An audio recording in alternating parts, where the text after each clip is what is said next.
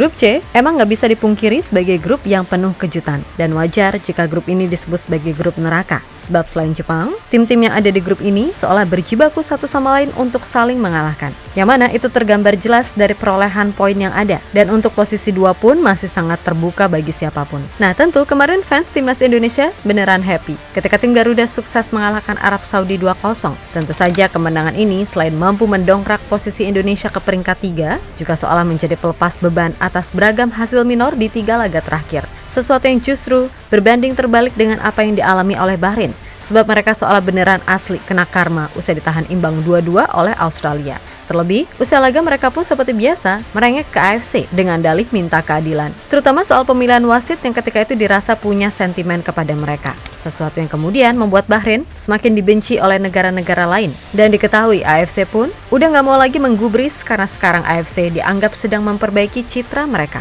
Intinya Bahrain tanpa AFC dan wasit tim Teng ya udah nothing gitu loh.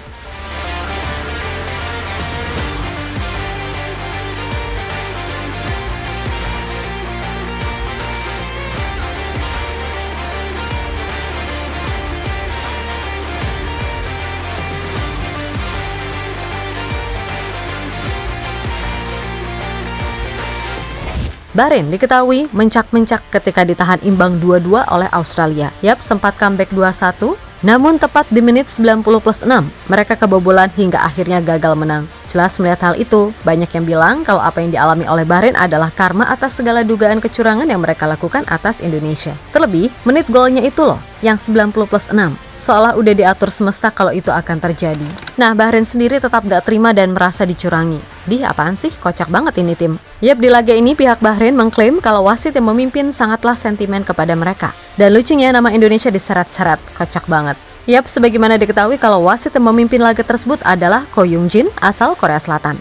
Gak cuman itu, mulai dari asisten wasit sampai cadangan wasit semuanya juga dari Korea. Nah, atas dasar apa mereka membawa-bawa Indonesia? Tentu saja ini ada kaitannya sama Shin Tae-yong, di mana kejadian 90+6 sama dengan 99 pada akhirnya membuat situasi Indonesia jadi rusak secara mental. Hingga akhirnya mereka kalah atas China dan remuk redam di tangan Jepang. Kemudian imbas dari semua itu, Ko Shin dihajar kanan kiri oleh sebagian besar netizen dan beberapa pengamat, hingga terselulah tagar STY out. Ya, pihak Bahrain mengklaim kalau sebagian warga Korea nggak suka kalau ada warganya yang mendapatkan perlakuan buruk di negara lain. Maka dari itu, keputusan AFC menunjuk wasit asal Korea dinilai merugikan pihak Bahrain. Lah asli kocak bener, mereka yang gagal menang kok Indonesia yang dibawa-bawa? Mana tuduhan yang nggak masuk akal pula? Hadeh, capek deh.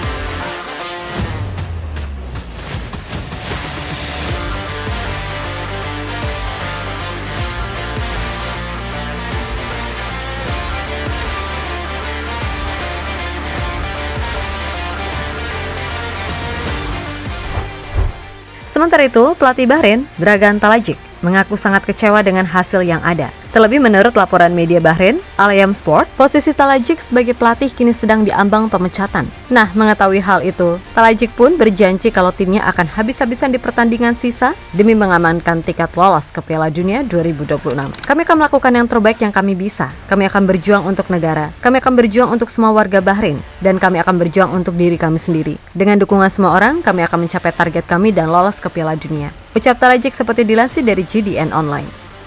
Sementara itu, dikutip dari media-media setempat, kalau segala protes yang dilayangkan BFA sepertinya udah nggak akan digubris oleh AFC. Sebab AFC sendiri diketahui sedang memperbaiki citranya yang sempat runtuh gara-gara dianggap nggak fair. Dan kalau udah gini, ya udah, mau tak mau sekarang nasib Bahrain harus ditentukan mereka sendiri. Di satu sisi, pujian luar biasa akhirnya disematkan ke Indonesia yang mampu bangkit meskipun sempat berulang kali jatuh. Dan peluang Indonesia untuk paling enggak ngamanin posisi 4 jauh lebih terbuka karena mereka akan menjamu Bahrain serta China di kandang. Maka dari itu, masuk akal jika Bahrain protes keras. Karena mereka kayaknya juga merasa situasi ini berbahaya bagi mereka. Sebab Indonesia yang dianggap sebagai ancaman nyata terbukti sulit banget dihancurkan dan tetap mampu bangkit.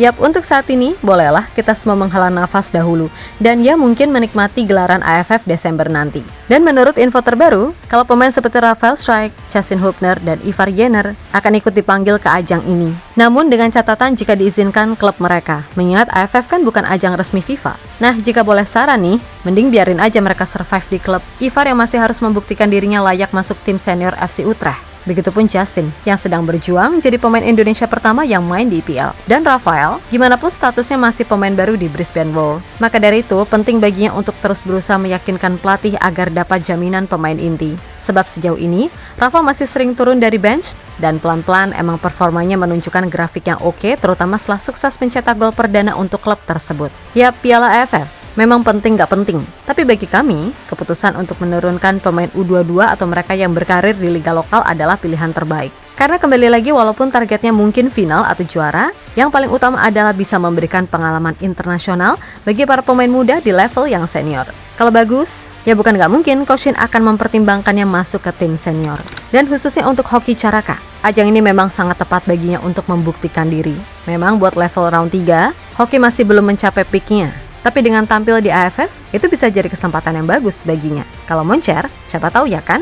Ia punya peluang tampil semisal oleh Romeni atau penyerang lainnya underperform. Lagi pula jujur ya, kami sangat suka dengan potensi dari Hoki Caraka. Dan di Liga pun, pelan-pelan ini anak udah menunjukkan progres nyata, terutama soal kualitas finishingnya.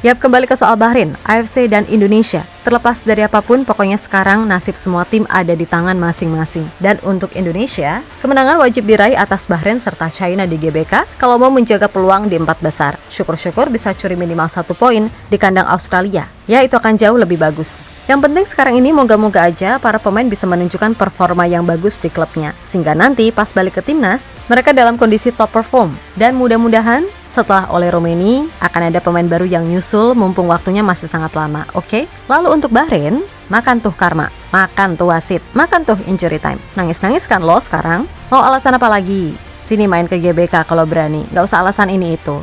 Toh ini cuma main bola kan? Gitu kok ribet banget sih?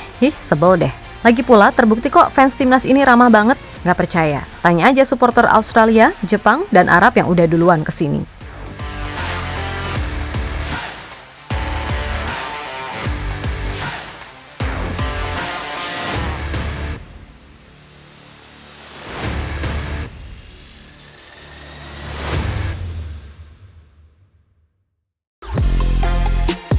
Halo, izin iklan sebentar ya guys. Jadikan ruangmu bernuansa timnas. Temukan beragam poster dinding, sepak bola dan timnas dengan desain menawan, kualitas premium dan harga yang tidak akan menguras kantong. Segera klik link Shopee di deskripsi video ini dan dukung timnas dengan sepenuh hati. Mulai dari dinding rumahmu.